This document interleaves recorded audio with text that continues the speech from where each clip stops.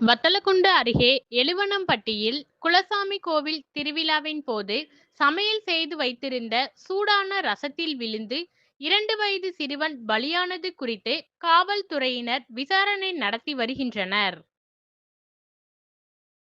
திண்டுக்கல் மாவட்டம் வத்தலக்குண்டு அருகே எழுவனம்பட்டியை சேர்ந்தவர் சிவகுமார், வயது 35.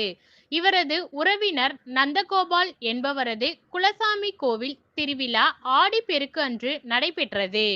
இந்த திருவிழாவில் உறவினர்கள் மற்றும் பக்தர்களுக்கு அன்னதானம் வழங்குவதற்காக சாப்பாடு, சாம்பார், ரசம் உள்ளிட்ட சமையல் செய்யப்பட்டு இருந்தது. இந்நிலையில் சிவகுமார் மகன்கள் கவின்குமார் வயது 5 மற்றும் ஸ்ரீதரன் வயது 2 ஆகிய சிறுவர்கள் இருவரும் சமையல் செய்யப்பட்டிருந்த இடத்தின் அருகே விளையாடி கொண்டிருந்தனர்.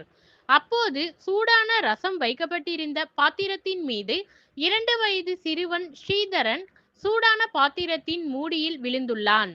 மூடி நழுவியதால் எதிர்பாராத விதமாக சிறுவன் ஸ்ரீதரன் சூடான ரசத்தில் விழுந்துள்ளான். சிறுவனின் அலறல் சத்தம் கேட்டு உறவினர்கள் அவனை பெரியகுளம் அரசு மருத்துவமனையில் சிகிச்சைக்காக சேர்த்தனர்.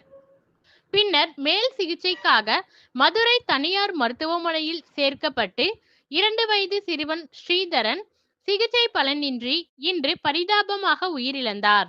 இந்த சம்பவம் குறித்து வத்தலக்குண்டு காவல்துறையினர் வழக்கு பதிவு செய்து விசாரணை மேற்கொண்டு வருகின்றனர்.